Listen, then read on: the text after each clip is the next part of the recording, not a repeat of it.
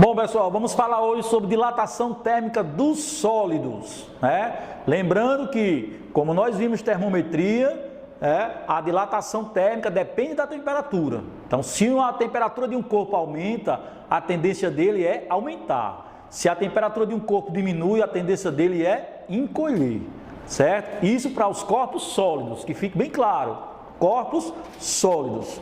Então, a gente tem como diferenciar essas dilatações de acordo com as dimensões que eles aumentam. Então, existem corpos que só aumentam uma dimensão, existem corpos que aumentam duas, e existem corpos que aumentam todas as dimensões. Então, para cada uma dessas dimensões que aumentam, a gente tem um tipo de dilatação. Tipo quais? Dilatação linear, certo? Dilatação superficial e dilatação volumétrica. Então, essas são as três dilatações que um sólido pode sofrer. Então, qual é a diferença entre elas? Nós dizemos que a dilatação é linear quando esse corpo aumentar apenas uma dimensão. E a dimensão predominante que ele aumenta é o comprimento. A gente tem isso no nosso dia a dia, né? Os fios de alta tensão, porque eles ficam arrastando no chão? Porque aumentou o comprimento deles, dilatação linear. Os trilhos, porque fica um espaço entre um trilho e outro, que é para quando aumentar a temperatura dele, ele ter espaço para dilatar. Porque se eu colocar um trilho juntinho do outro, quando eles sofrerem um aquecimento, eles vão entortar, porque não tem espaço para aumentar o seu comprimento.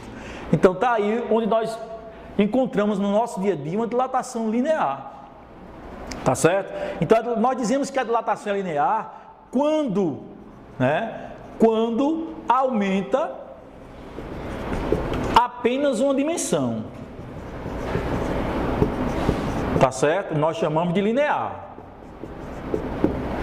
Tá aí.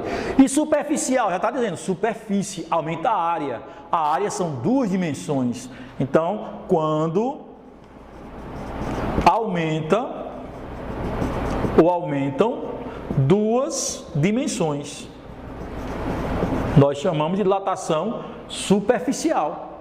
E a dilatação volumétrica, já está dizendo quando aumenta o volume. E o volume corresponde às três dimensões, que são comprimento, largura e altura, tá? Então, quando aumentam três, que no caso são todas as dimensões.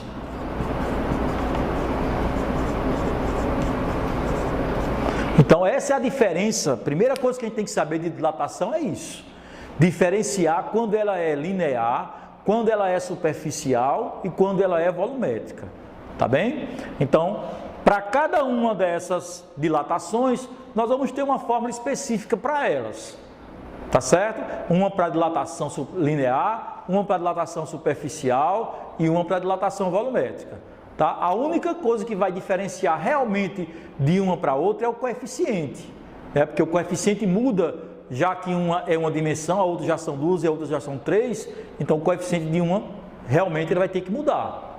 Tá bem? Falando da dilatação linear, que só aumenta uma dimensão. Então, se eu tiver uma barra a um comprimento inicial, se eu aquecer essa barra, eu vou perceber que ela vai aumentar. Aumentou um pouquinho essa barra. Então, esse pedacinho aqui que aumentou, eu vou chamar de ΔL. Tá? E isso tudo agora que pertence a essa barra, eu vou chamar de LF.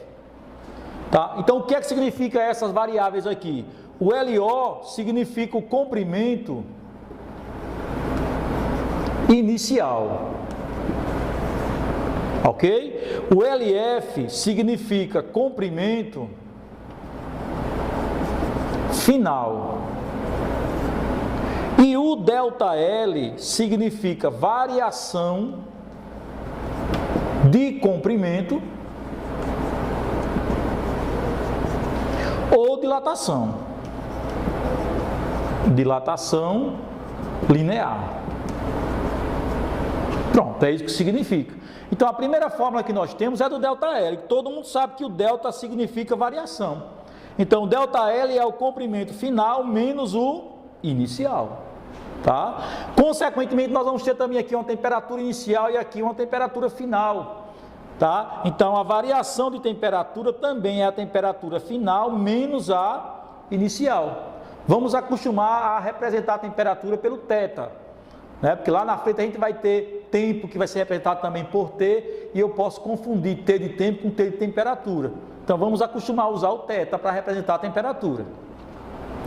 Agora, o que faz essa barra dilatar mais ou menos, ou pode ter maior facilidade para dilatar, é o que nós chamamos de coeficiente de dilatação, que é quando a gente usa isso aqui, ó, ΔL é igual a LO vezes o alfa vezes a temperatura. Então, esse alfa daqui, ele é chamado de coeficiente de dilatação linear. Ok? Os engenheiros sabem muito bem disso aqui. Tá? Quem vai fazer engenharia, se liga aí, engenharia civil, tá certo? Quando se vai construir um prédio e esse prédio é do lado do sol, por exemplo, você jamais, como engenheiro civil, pode adotar um coeficiente dos materiais que você vai usar, um coeficiente alto. Você tem que usar um coeficiente baixo, né? Porque se você usar um coeficiente baixo, os materiais que você utilizou, eles vão dilatar menos. Tá certo? Então é usado muito isso aí, essa parte de dilatação dos sólidos é usada muito na engenharia civil. Tá bom? Então, ó, dilatação linear é igual ao comprimento inicial, coeficiente de dilatação linear e a variação de temperatura. Então, se eu quero que um corpo ele dilate menos, eu uso um alfa, que é um coeficiente baixo. Se eu quero que um corpo ele dilate mais, dilate facilmente, eu uso um coeficiente alto, porque aí ele vai dilatar mais. Significa dizer, então, que o coeficiente de dilatação linear é uma grandeza diretamente proporcional à dilatação. Se um aumenta, o outro aumenta. Se um diminui, o outro diminui. Tá certo? Então, pessoal, vamos para as unidades de medida, tá? ΔL, LO e LF são medidas de comprimento, tá? Então, nós vamos ter metro, centímetro, milímetro, quilômetro e assim por diante. Tudo que representar a medida de comprimento representa ΔL, LO e LF, tá certo? No SI, a unidade de dilatação é o metro, tá? Mas a gente tem que se preocupar com uma coisinha, tá? Atenção, se o LO tiver em metro e o LF tiver em centímetro, eu não posso fazer isso. Eu tenho que ter ou tudo em metro ou tudo em centímetro. Então, tem que prestar atenção nisso aí. Aí você pode perguntar o seguinte, mas como é que eu vou saber que grandeza eu vou transformar? Então, ou a questão vai pedir, se ela for uma questão aberta, ou você vai olhar para as alternativas. Se as alternativas estiverem em metro, então, logicamente, ΔL, LO e LF vão ter que estar em metro. Então, olhe para as alternativas, tá bem? A temperatura, a variação de temperatura, a temperatura inicial e a temperatura final, elas são medidas em graus Celsius. Olha aí, importante, tá? Se aparecer alguma temperatura em Fahrenheit ou em Kelvin, eu tenho que transformar. Olha o que a gente viu no primeiro assunto de termometria, né? TC sobre 5 igual a TF menos 32 sobre 9 igual a TK menos 273 sobre 5. Cuidado, é aí que vai entrar a temperatura, a conversão de temperatura, tá bem?